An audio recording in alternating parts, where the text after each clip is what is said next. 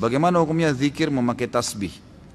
Tasbih ini hadisnya sebenarnya yang membolehkan itu kembali kepada riwayat Tirmidzi yang khilaf ulama tentang kesahihannya.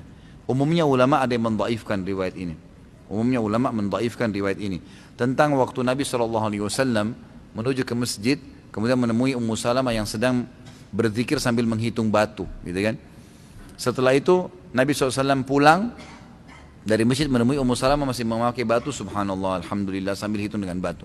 Kata Nabi SAW, wahai Ummu Salamah, apakah kau kerjakan ini dari tadi? Dari sebelum saya pergi kamu zikir dengan cara ini? Dia bilang iya.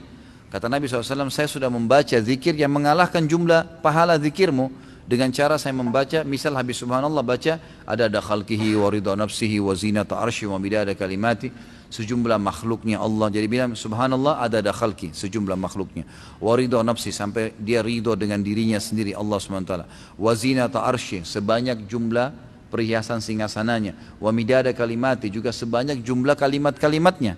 Maka itu mengalahkan. Ulama yang mendhaifkan hadis ini mengatakan ini hadis yang menyebutkan tentang adanya hitungan dengan benda, bukan dengan tangan, gitu kan? Maka mereka mendhaifkan ini, mereka melemahkan, dan dengan melemahkan hadis ini, kalau hadis lemah itu tidak terlalu lemah, bukan karena ada pendusta, dan tidak bertolak belakang dengan hadis sahih, hukumnya boleh dipakai dalam fadail amal, dalam amal-amal sunnah ya.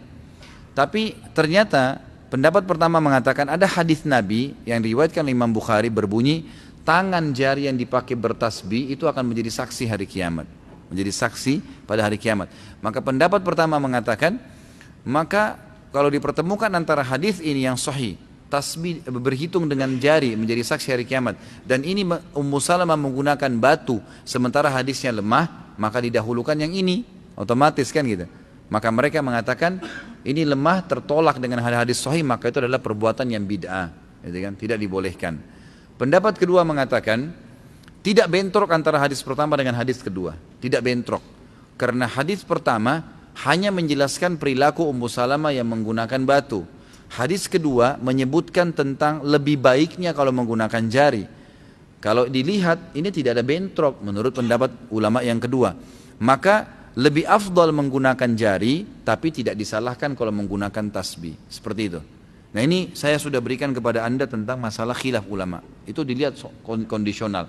Saya bahasakan afdolnya menggunakan jari. Menggunakan jari. Ini terus kita biasakan gitu kan. Tapi kita tidak boleh 100% menyalahkan orang yang menggunakan tasbih itu, karena masih ada pendapat ulama tadi yang saya sebutkan.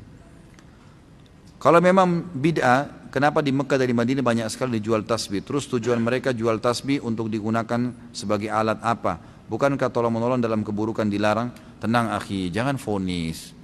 Ini luar biasa, ini bertubi-tubi. Tenang saja ya. Sudah saya jelaskan.